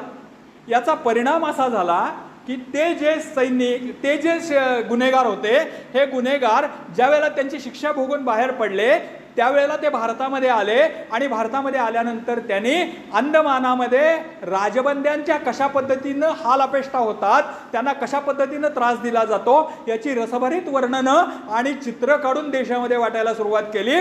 आणि देशातल्या जनतेला समजलं की अंदमानामध्ये नेमकं काय चाललंय आणि देशामध्ये उठाव सुरू झाला की अंदमानच्या तुरुंगामधल्या राजबंद्यांना राजबंद्यांसारखं वागवलं पाहिजे, त्यांची सुटका केली पाहिजे, असे ठिकठिकाणच्या प्रांतिक सभांमधून ठराव व्हायला सुरुवात झाली. सावरकर विचार काय करायचे? सावरकर विचार करत होते की आंध्राच्या सभेनं तामिळनाडूपासून विलग होऊन आंध्र प्रांतिक सभा स्थापन केली आणि ही आंध्र प्रांतिक सभा स्थापन केल्यानंतर जो कार्यक्रम झाला, त्या कार्यक्रमामध्ये त्यांनी आंध्र माता की जयच्या घोषणा दिल्या. हे सावरकरांना एका कैद्याकडनं कळलं. ते काही कैदी, अंदमानात अशी पद्धत होती की काही कैद्यांना चांगली वागणूक दिल्यानंतर, चांगली वागणूक जर ठेवली तर त्यांना नंतर बेटावरती बाहेरची कामं करण्यासाठी सोडलं जायचं. असे कैदी ज्या वेळेला बाहेर जायचे त्यावेळेला ते बाहेरनं काही बातम्या आणायचे आणि ते सावरकरांना सांगायचे. अशीच बातमी सावरकरांनाही समजल्यानंतर सावरकरांनी एका पत्रामध्ये बाळला लिहिलेलं आहे की मला ही गोष्ट समजली आणि मला खूप दुःख झालं. आंध्रच्या प्रांतिक सभेनं स्वतंत्र झाल्यानंतर आंध्र माता की जय असा जय जयकार केला, याचं मला खूप दुःख झालं. कारण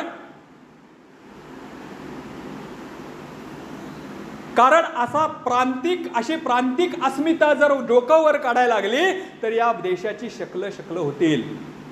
म्हणून आंध्राच्या प्रांतिक सभेनं वेगळं व्हावं, जरूर स्वतःच्या विकासासाठी वेगळा मार्ग निवडावा, पण आंध्र माता की जय नव्हे, भारत माता की जय हीच घोषणा सगळ्यांची असली पाहिजे. महाराष्ट्रानं प्रगती करावी, गुजरातनं प्रगती करावी, राजस्थाननं प्रगती करावी, तामिळनाडूनं प्रगती करावी, कर्नाटकानं प्रगती करावी, आंध्रानं जरूर प्रगती करावी, पण या सगळ्यांनी जी प्रगती करायची आहे ती भारत माता म्हणून प्रगती केली पाहिजे, विशिष्ट असं नव्हे. असा प्रांतिक वादाला सुद्धा सावरकरांनी त्यावेळेला विरोध केलेला आहे. सगळ्यांनी आपली प्रगती ही भारताची प्रगती म्हणून केली पाहिजे, तर भारत पुढे येईल. प्रत्येक प्रांतानं जर अशी वेगळी प्रगती करायची भूमिका घेतली आणि प्रत्येक प्रांतानं जर एकमेकावरती असं सुडाचं राजकारण सुरू केलं तर भारत एकसंध राहणार नाही. हे भाकीत 1915-16 साली सावरकरांनी अंदमानामधनं व्यक्त केलेलं आहे, दाखवलेलं आहे. हे आपल्याला ह्या धोक्यावरती त्यांनी बोट ठेवलेलं आहे. आणि आज आपल्याला दिसतंय आपण हळूहळू अधिकाधिक प्रांतिक वादाकडे चाललेलो आहोत. आपण हळूहळू प्रांतिक अस्मिता जो गोंजारण्याकडे चाललेलो आहोत. आणि आज बाकीचं काही मी बोलत नाही, पण कारण ते हे व्यासपीठ नाही, पण सावरकरांनी त्यावेळेला सांगितलं होतं की हे प्रांतिक जे काही वाद आहेत, हे किंवा प्रांतिक ज्या अस्मिता आहेत, या अस्मितेला एका भारत मातेशी जोडलं पाहिजे. किती गोष्टी सांगितल्या सावरकरांनी. अंदमानामध्ये याचं चिंतन केलं, आपल्या भावाला ते लिहिलं. सावरकर तिथं असं लिहितात की आमच्या सुटकेसाठी भारतातल्या काही संस्थांनी ठराव केलेत असं मला समजलं, आणि ते ठराव ब्रिटनकडे पाठवलेत हेही आम्हाला समजलं. त्यावेळेला एक अशी पद्धत होती, त्यावेळेला एक अशी घटना होती की जे इंग्लंड आपल्यावरती राज्य करत होतं त्या इंग्लंडमध्ये 1950 सालापर्यंत महिलांना मतदानाचा अधिकार नव्हता. 1950 पर्यंत महिलांना मतदानाचा अधिकार नव्हता. म्हणजे भारताच्या स्वातंत्र्यानंतर सुद्धा 2-3 वर्ष तिथल्या महिलांना मतदानाचा अधिकार नव्हता. आणि याचं कारण तिथले विचारवंत असं द्यायचे की आम्ही महिलांना मतदानाचा अधिकार का देत नाही, तर महिलांना आत्मा नसतो, त्यामुळे ते सारासार विचार करू शकत नाहीत. आणि हे कारण पुढं करून त्यांना मतदानाचा अधिकार नव्हता. अशा वेळी ब्रिटनमधल्या काही महिलांनी मतदानाच्या अधिकारासाठी आंदोलन उभं केलं होतं. आणि ते आंदोलन खूप मोठ्या प्रमाणावर चिघळलं आणि तिथं त्या आंदोलनामध्ये हिंसा झाली, त्या महिलांनी जाळपोळ पण केली. आणि मग त्याचा संदर्भ देऊन सावरकर असं म्हणतात की ब्रिटनमध्ये आगी लावणाऱ्या महिलांना एक वेळ शिक्षेत माफी देऊन सोडतील, पण आम्हाला सोडतील असं आम्हाला वाटत नाही. बघा सावरकर किती द्रष्टे होते. हे मी का सांगतोय, पुढं मी येणार आहे. सावरकरांच्यावरती जे आक्षेप घेतले जातात त्या आक्षेपांच्याकडे मी येणार आहे. पण त्याच्या आधी हे तुम्हाला सांगतो की सावरकरांना स्वतःला हे माहिती होतं की ब्रिटनमध्ये आगी लावणाऱ्या महिलांना सुद्धा सोडलं जाईल, ब्रिटिश सरकार सोडेल, माफ करेल, पण आम्हाला सोडणार नाही हे सावरकरांना पूर्णपणे माहीत होतं. त्यांनी ते पत्रामध्ये तसं लिहिलेलं आहे. ही 8 पत्र आहेत. ही 8 पत्र कधीतरी वाचा. आणि मग तिथून सावरकरांनी अंदमानात आणि काय केलं, अंदमानामध्ये या ज्या कैद्यांना शिकवलं सावरकरांनी, या कैद्यांना जे काही शिक्षण दिलं, याच्यामुळं त्यांना बडे बाबू असं संबोधन तिथं मिळालं. सावरकरांना सगळे कैदी बडे बाबू असं म्हणायचे. आणि एक घटना अशी सांगतो की या कैद्यांशी सावरकरांचे किती जिव्हाळ्याचे संबंध निर्माण झाले होते. सावरकरांच्या हाताखाली तिथं शिकलेला एक कैदी नंतर पुढं भारतामध्ये आला. सावरकर रत्नागिरीमध्ये होते, त्यांचा रत्नागिरीतला स्थानबद्धतेचा कालखंड संपला आणि ते तिथून मुक्त झाले. आणि मुक्त झाल्यानंतर ते देशभर फिरत असताना एका ठिकाणी सावरकरांची हत्या करण्याची सुपारी या कैद्याला एकाने दिली. तो कैदी सावरकरांची हत्या करण्यासाठी सावरकरांच्या जवळ आला. त्यानं वरती बघितलं, सावरकरांच्याकडे बघितलं, त्याच्या हातातलं शस्त्र गळून पडलं आणि तो म्हणाला, बडे बाबू आप. आणि सावरकरांची हत्या करण्यासाठी आलेला तो अर्धांड कैदी पुढे सावरकरांचा अंगरक्षक म्हणून आयुष्यभर राहिला. हे कार्य सावरकरांनी तिथं केलं. लोकांच्या अंतःकरणामध्ये असलेले खुनशी विचार काढून टाकून त्यांना सन्मार्गाला लावण्याचं, सत्मार्गाला लावण्याचं, देशभक्तीकडे लावण्याचं काम सावरकरांनी तिथं केलं. त्यांना शिकवलं, त्यांना कामं उपलब्ध करून दिली. आणि मग सगळ्यात महत्त्वाचं काम जर काय असेल तिथं, तर भाषाशुद्धीचा पुरस्कार करणाऱ्या सावरकरांनी अंदमानामध्ये भाषेची पण निर्मिती केली. मला एकाने विचारलं की तुम्ही पहिल्यांदा सांगितलं की कैद्यांना एकमेकाशी बोलू दिलं जायचं नाही, मग हे संदेश अंदमानामध्ये एकमेकाला कसे समजायचे? सावरकरांनी तिथं साखळदंडाची भाषा तयार केली. ते हातामध्ये पायामध्ये जे साखळदंड असायचे त्याचा खटखट खट खटखट खट खटखट खट असा विशिष्ट पद्धतीने आवाज केला जायचा आणि त्या आवाजामधून संदेश एकमेकाला पोचवले जायचे. अशा रात्रीच्या वेळेला तिथं त्या सगळ्या संदेशांची देवाणघेवाण चालायची. आणि मग तिथं ते बाकीचे दुसऱ्या दिवशीचं जे एक असायचं ते नियोजन तयार केलं जायचं. संप करायचं असेल तर त्याचं नियोजन करायचं. राजबंद्यांची मुक्तता झाली पाहिजे, राजबंद्यांना राजबंद्यांसारखंच वागवलं पाहिजे, या मागणीसाठी सावरकरांनी अंदमानामध्ये कैद्यांचे संप पण घडवले. काम करणार नाही अशा पद्धतीचे संप पण घडवले. इतकं काम सावरकरांनी मोठं त्या अंदमानामधल्या 15-20 वर्षाच्या कालखंडामध्ये उभं केलेलं आहे, 12-13 वर्षाच्या कालखंडामध्ये. आणि मग ते ज्या वेळेला रत्नागिरीमध्ये आले त्यावेळेला रत्नागिरीमध्ये सावरकरांना स्थानबद्ध करण्यात आलं. त्यांना अट होती, राजकारणात प्रवेश करायचा नाही, राजकारणावरती भाष्य करायचं नाही, राजकारणावरती काही लिहायचं नाही. मग सावरकरांनी असा विचार केला की आता आपल्याला राजकारणामध्ये भाग घ्यायचा नाही आहे, आपण ब्रिटिशांच्या विरोधामध्ये फारसं काही बोलू शकत नाही, काही करू शकत नाही, क्रांतिकार्य करू शकत नाही, तर ह्याचा वापर आपण आपल्या हिंदू धर्माच्या उन्नतीसाठी करावा, या धर्मामधल्या ज्या चुकीच्या गोष्टी आहेत त्या काढून टाकण्यासाठी करावा. आणि मग सावरकरांनी तिथं जातीच्या निर्मूलनाचं काम सुरू केलं. त्याच्यासाठी सावरकरांनी तिथं पतित पावन मंदिर या नावाचं मंदिर बांधलं की ज्या मंदिरामध्ये पूर्तकोटी शंकराचार्यांच्या उपस्थितीमध्ये दलित समाजातल्या एका व्यक्तीच्या हातानं त्या मूर्तीला प्राणप्रतिष्ठापना केलेली आहे त्या मूर्तीची. आणि जन्मजात केवळ ब्राह्मण आहोत म्हणून मूर्तीपूजेचा अधिकार पटकावून बसलेल्यांना सावरकरांनी उत्तर दिलं आणि सांगितलं की नाही, देव सगळ्यांचा आहे, त्याचं पूजा करण्याचा अधिकार सगळ्यांचा आहे. आणि सावरकरांनी ते तिथं घडवलं. त्याच्यासाठी शेठ भागोजी किरांना मध्ये घेऊन भागोजी किरांच्या मदतीनं त्यांनी ते पतित पावन मंदिर उभं केलं. आजही ते पतित पावन मंदिर रत्नागिरीमध्ये आहे, तुम्हाला बघायला मिळतं. सावरकरांनी रत्नागिरीमध्ये आणि काय केलं?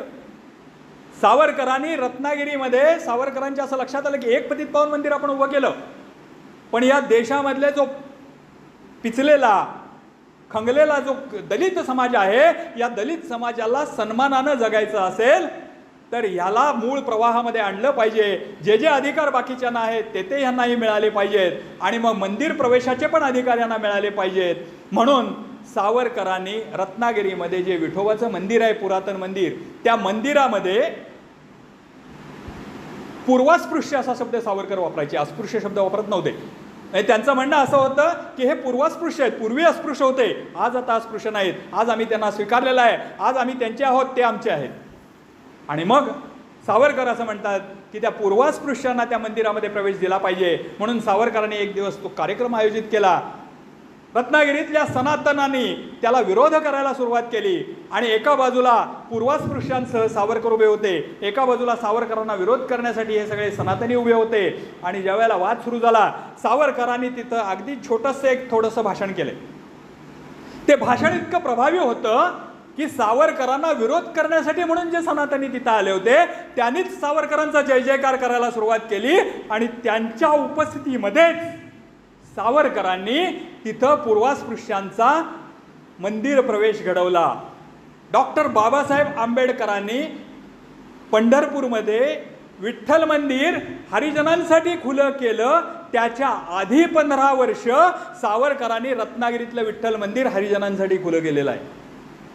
एवढा मोठा क्रांतिकारी निर्णय तिथे घेतलेला आहे. सहभोजनं केली, सगळ्यांना एका पंक्तीला जेवायला घातलं. त्याची तर गोष्ट इतकी सुंदर आहे. रत्नागिरीमध्ये प्लेग आल्यानंतर सावरकरांना त्यांच्या एका मित्रांनी शिरगाव नावाच्या गावामध्ये बोलवलं आपल्या घरी राहायला. सावरकर तिथे गेले. तिथं सावरकरांना एका व्यक्तीनं सत्यनारायण पूजेसाठी बोलवलं आणि सांगितलं की आज आमच्याकडे सत्यनारायणची पूजा आहे, जेवायला या. सावरकरांनी ते सांगितलं की मी जरूर जेवायला येतो, पण माझी एक अट आहे. त्याने विचारलं काय अट आहे? सावरकर म्हणाले की मी एकटा येणार नाही, माझ्याबरोबर हिंदू समाजातले सगळ्या जातीचे लोक येतील.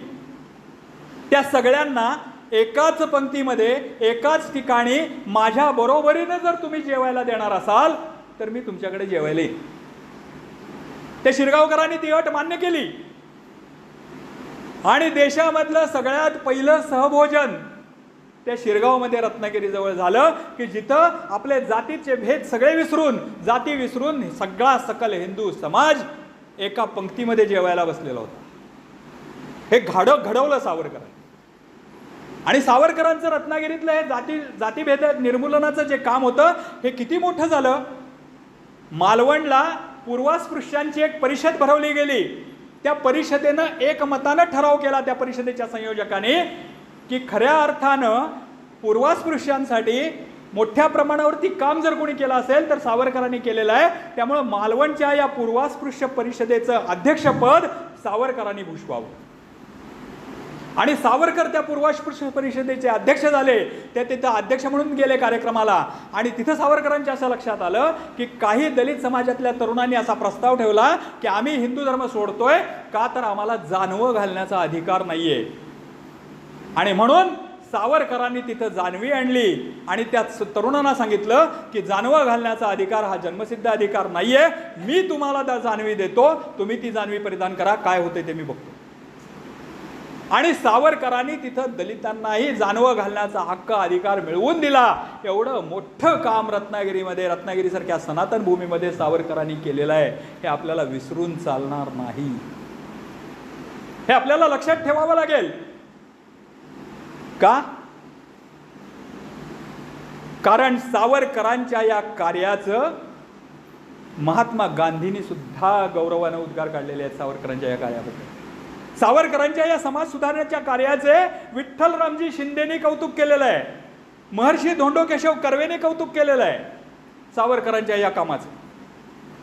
आणि म्हणून सावरकरांचं हे काम, जातीभेद निर्मूलनाचं काम, जे खऱ्या अर्थानं सांगितलं पाहिजे, पुढच्या पिढीला, समाजाला सांगितलं पाहिजे, ते कुणीही सांगत नाही. म्हणून माझ्या आजच्या कार्यक्रमातला थोडासा वेळ मी त्याच्यासाठी तुम्हाला दिला, त्याच्यासाठी घेतला. आणि मग तिथून बाहेर पडल्यानंतर सावरकरांनी हिंदुत्वासाठी काम करायला सुरुवात केली. हिंदू महासभेचे पदाधिकारी म्हणून सलग 7 वर्ष अध्यक्ष म्हणून त्यांनी काम केलं आणि देशाला हिंदुत्वाची अजरामर व्याख्या दिली. काय आहे सावरकरांची हिंदुत्वाची व्याख्या? आ सिंधू सिंधू पर्यंत यस्य भरत भूमिका पितृभू पुण्यभूश्चैव सवय हिंदू रीती स्मृतः, अशी सावरकरांनी हिंदुत्वाची व्याख्या दिली. काय आहे याचा अर्थ? सोयीचा अर्थ हा सगळीकडे सांगितला जातो, पण त्याचा खरा अर्थ असा आहे की जो या देशाला, जो या भूमीला पितृभू म्हणतो. पितृभू म्हणजे काय? ज्याचे वडील, पूर्वज, पणजोबा, खापर पणजोबा, त्याच्याही पुढची पिढी, त्याच्याही आधीची पिढी या देशामधली आहे, तो जो या देशाला पितृभू म्हणतो. आणि पुण्यभू म्हणजे काय? तर ज्याची तीर्थक्षेत्र या भूमीमध्ये आहेत, तो प्रत्येकजण हिंदू. सावरकरांची हिंदुत्वाची व्याख्या ही उपासना पद्धतीशी निगडीत नाही. ते असं म्हणत नाहीत की शंकराला मानणाराच हिंदू, विष्णूला मानणाराच हिंदू, श्रीकृष्णाला मानणाराच हिंदू नाही म्हणत सावरकर. असं सावरकर असं म्हणत नाहीत की रोज मंदिरात जाऊन पूजा करणाराच हिंदू नाही. सावरकर असं म्हणतात की ज्यांचे पूर्वज या भूमीतले आहेत आणि ज्यांची तीर्थक्षेत्र या भूमीमध्ये आहेत, तो प्रत्येकजण हिंदू. मग तो त्या तीर्थक्षेत्रांना मानत असू दे किंवा नसू दे. म्हणून सावरकरांच्या व्याख्येमध्ये नास्तिक असलेले आणि अंधश्रद्धा निर्मूलनाचे काम करणारे नरेंद्र दाभोळकर पण हिंदूच आहेत. आणि देशाला अध्यात्माचा संदेश देणारे आणि अध्यात्माच्या क्षेत्रामध्ये काम करणारे साधू संत हे सुद्धा हिंदूच आहेत. सावरकरांची हिंदुत्वाची व्याख्या ही कशाशी निगडीत आहे? तर ती राष्ट्राशी निगडीत आहे, देशाशी निगडीत आहे. मग सावरकरांच्या या व्याख्यामध्ये किती गंमत आहे या व्याख्येची, महत्वाचा विषय आहे म्हणून सांगतो. या व्याख्येचे सर्वसमावेशकता किती आहे, केवढी मोठी गंमत आहे. पुण्यभू आणि पितृभूमी असं ज्या वेळेला आपण म्हणतो, आणि सावरकर असं मानणे म्हणत नाहीत, ज्यांची आहे असं म्हणतात. कारण मानणं हे ऐच्छिक असू शकतं, असणं हे वास्तव असतं. मी एखादी गोष्ट आज मानतो, उद्या ती मानेनच असं नाही. पण असणं हे कायमस्वरूपी असतं. मी भारताला मानतो हे ऐच्छिक असू शकतं, मी आज मानतोय, उद्या मानेनच असं नाही. पण मी भारतीय आहे हे चिरंतन आहे. मी जगाच्या पाठीवर कुठेही गेलो तरी मी भारतीयच आहे, त्यात बदल नाही होणार. हा विषय सावरकरांनी त्या व्याख्यामध्ये घेतलेला आहे. आणि त्याच्यामुळे सावरकरांची जी व्याख्या आहे ती राष्ट्रवाचक व्याख्या आहे, राष्ट्राला प्रोत्साहन देणारी व्याख्या आहे, राष्ट्राचा विचार करणारी व्याख्या आहे. आणि मग सावरकरांच्या या व्याख्येमध्ये कोण बसतं? ज्यांची तीर्थक्षेत्र इथली आहेत आणि जी पूर्वापार ह्या देशामधले नागरिक आहेत ते सगळे बसतात. मग त्याच्यामध्ये कोण आलं? त्याच्यामध्ये आपण सगळे आलो. त्याच्यामध्ये जैन आले, त्याच्यामध्ये बौद्ध आले, त्याच्यामध्ये लिंगायत आले. हे सगळेजण सावरकरांच्या व्याख्येमध्ये बसतात. म्हणून सावरकरांच्या हिंदुत्वामध्ये या सगळ्यांचा समावेश आहे. त्याच्याही पुढे जाऊन सावरकरांच्या हिंदुत्वाच्या व्याख्येची आणखीन एक गंमत सांगतो. किती विचार करून ही व्याख्या केलेली आहे. समजा आपल्या देशामधला एखादी व्यक्ती तिनं उद्या ख्रिश्चन धर्म स्वीकारला, सावरकरांच्या हिंदुत्वाच्या व्याख्येमध्ये ती बसते का? नाही बसणार. कारण तिची पितृभू ही आहे, पण धर्म बदलल्यामुळं तिचं तीर्थक्षेत्र झालं जेरुसलेम, ती इथं नाही. पण इंग्लंडचे मध्यंतरी पंतप्रधान झालेले ऋषी सुनक ते इंग्लंडमध्ये होते, इंग्लंडमध्ये राहतात. मग ते सावरकरांच्या हिंदुत्वाच्या व्याख्येत बसतात का? बसतात. का? त्यांची पितृभू हीच आहे, त्यांचे खापरपणजोबा त्याच्या आधीची पिढी इथंच होती आणि त्यांची तीर्थक्षेत्र पण इथंच आहे. अजूनही काशी विश्वनाथ, रामेश्वर ही त्यांची तीर्थक्षेत्र आहे, कन्याकुमारी हे त्यांचं तीर्थक्षेत्र आहे, त्यांची तीर्थक्षेत्र इथंच आहेत. त्यामुळे ते ब्रिटनचे नागरिक असले तरी सावरकरांच्या हिंदुत्वाच्या व्याख्येमध्ये बसतात. एवढी सुंदर आणि या देशाला अतिशय एकनिष्ठ ठेवणारी, या देशाशी एकनिष्ठ राहणारी व्याख्या सावरकरांनी हिंदुत्वाची दिली. म्हणून सावरकरांची हिंदुत्वाची व्याख्या अत्यंत महत्त्वाची आहे. सावरकरांच्या या हिंदुत्वाच्या व्याख्येनुसार कुणीही आज हिंदुत्वाचं काम करताना दिसत नाही, याची खंत आम्हाला आहे.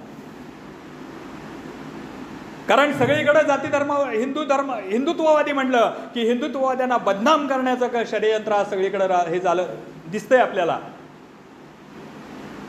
हिंदू आतंकवाद वगैरे काय शब्द वापरले जातात, पण हिंदुत्वाची सावरकरांनी केलेली खरी व्याख्या ती ही आहे.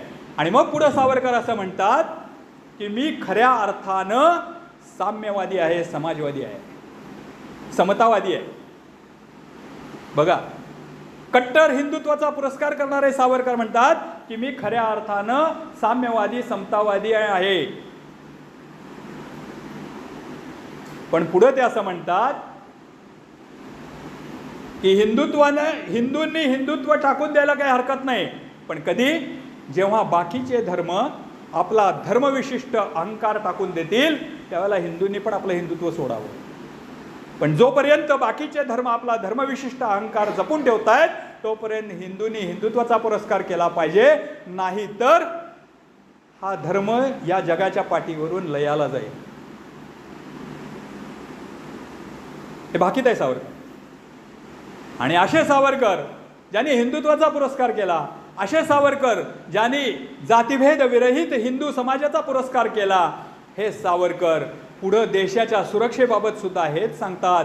सावरकरांनी नेहमी सांगितलं की राष्ट्राच्या सीमा ह्या सुरक्षित ठेवा, त्याच्याकडे लक्ष द्या सगळ्यात पहिल्यांदा. खूप मोठा विषय आहे राष्ट्राची सुरक्षा हा. तर आज जर तुम्ही बघितलं तर तुमच्या लक्षात येईल, परवा मला मुंबईमध्ये एका ठिकाणी व्याख्यान देण्याचा योग आला.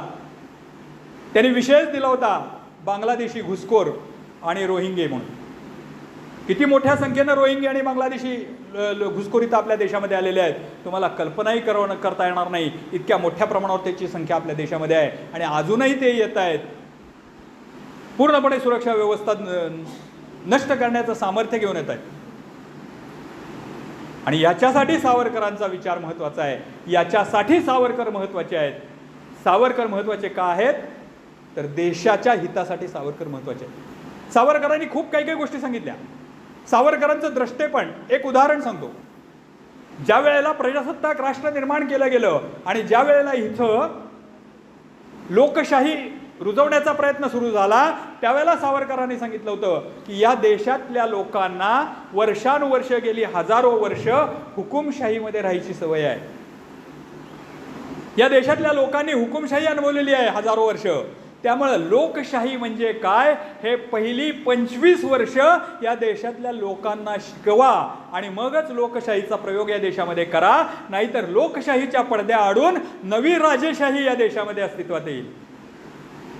लोकशाहीच्या पडद्याआडून नवी राजेशाही या देशामध्ये, हुकुमशाही या देशामध्ये अस्तित्वात येईल. आज तुम्हाला चित्र दिसतंय, प्रत्येक आमदार त्या मतदारसंघाचा सार्वभौम राजा होण्याचा प्रयत्न करतोय.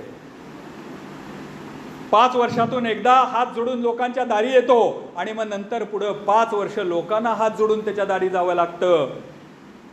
ही वेगळ्या अर्थानं झालेली राजेशाही या देशामध्ये लोकशाहीच्या पडद्याआडून रुजायला लागलेली आहे.